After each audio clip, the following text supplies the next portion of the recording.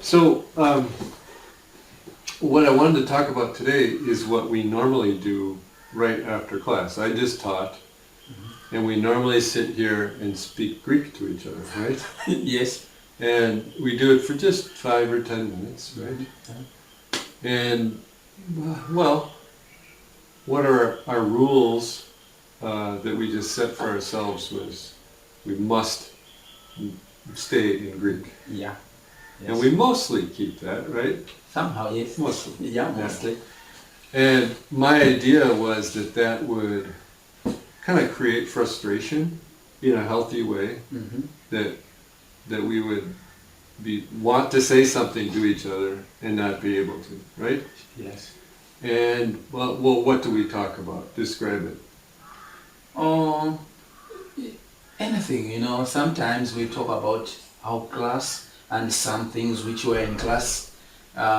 Sometimes we just talk about what is going on. Yeah. Just stories, maybe it's a family story, maybe some of our kid is not feeling okay, maybe it's ourselves, maybe it's traveling and so my kid is traveling or my wife is doing this. Yeah, just to talk about something. So Yeah. it really, we're not like strict to say we will need to talk about school or about class, about Right. grammar, nothing like Right. that.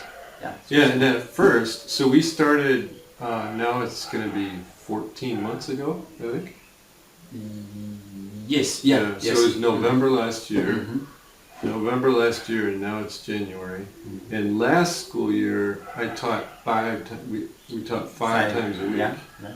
And so we were doing this 5 days out of the week Yeah. for about 10 minutes. That was quite a lot. At first, it was mostly just me talking to you, Yes. but it yeah. was still communication Yeah. because I'm trying to make myself understood, and you're nodding or saying yes or Yeah. not, and now you're contributing more. Describe to me how that helped, if it helped, to develop language in your brain, that comprehension. Yeah, okay, unless, the good verse which is in the Bible says, unless they hear, if you don't hear anything, then you can't do anything because you don't know. So I think at first when we were talking, it was like one man's show, we were talking, I was listening, I was understanding, I was growing every day. So then, it is in my brain, always I'm hearing this, and now sometimes a word will just pop up, maybe be a question, even just a simple T. Yeah, and you can't control that because it's like It got in your head, yes, and then it just comes out naturally. and because you are listening to a thing, and now you're understanding that thing, and then your brain start working on that thing.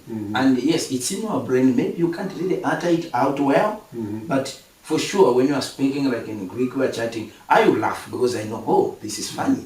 Oh, I'll say, oh, what? So even just a simple what as I said, like a T, for me it was a communication because it meant I understood what you said. Yeah. So it's like it was every day, and my brain I think got used to listening to Greek. Yeah, and it was frustrating, wasn't it? It very much. Yeah, I mean it was for me too. We read Crashing together, and we're both familiar with this input hypothesis. Yes. And part of that is the idea that output doesn't really build language in your head. And I think I mostly agree with that. But when you get to a level where it's not so hard, and you're giving output that just advances communication, I think then that's really valuable in building language. Yeah, I think a lot of, I will give you an example. For my daughter was learning French. Yeah. And she was really frustrated, and she came to me and said, Dad, I will drop this. And I said, why? I said, because, okay, I need to read and to memorize, and yet, when you take a language as a grammar and you are not speaking it, you are not listening to it, it does not make sense to you. You know, so yeah, she started like calculating, you know, French like mathematics, which doesn't work. This is a language. So I've really seen when we are talking after class, it's one way which have helped me to better understand and yeah, or to learn Greek. Other than that, I think it could have been so much problems just if it was on a reading and things. So it doesn't matter how much somebody utters words out, but what matters is, do you have enough, you know, like words which Input, which are coming into your And then, head. okay, one other thing that happened just yesterday, and this was yesterday after class, and we're talking, and this to me was like a huge eureka. I was trying to say to you, first of all, I explained to you that I'm preparing for a big workshop next week, and I'm reading all these books, and I've been busy preparing, I'm saying all this in Greek, and I'm worried about it. And then what I want to say to you is, okay, the English wasn't in my head, I was just going straight to Greek, but if I'd put it in English, it'd be like, before the meeting starts, I will be prepared. Okay, even though I'm very worried, and before the meeting starts, I will be prepared. And as I say this, I'm struggling. It's like just outside of my ability to say in Greek. And then I finally say, okay, pro tu elthin synagogue. I'm not sure if nominative is right there. I think synagogein. Before the coming of the meeting. And then I said, etumasa. Yes, yeah. Which is an aorist. So if you translate that in English, it sounds strange. Yeah. Before the meeting comes, I finished. Yes.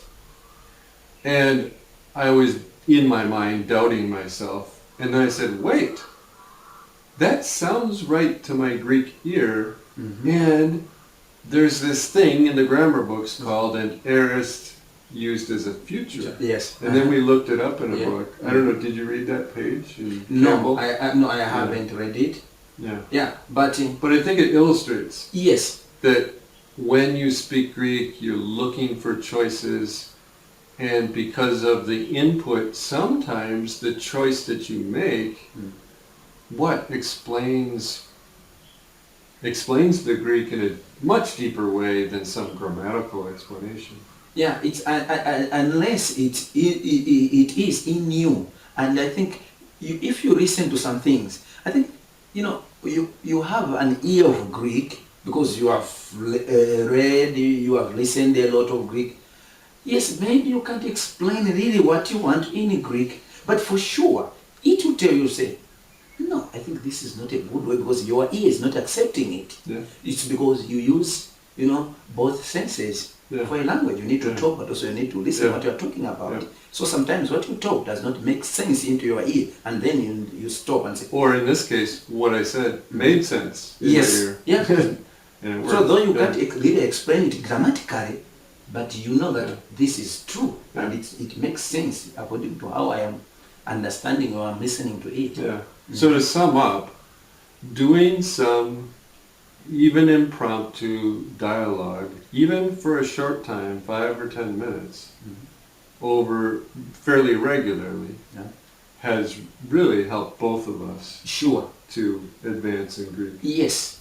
Yeah. Because now, you are like used to listen to that language, and the brain starts working, in those patterns of those languages. So therefore, it really helps. And when you go back, you read a certain rule, you catch it easily because it's like, oh, this just confirms what I know. Yeah. Great. Thank you very much. Thank you.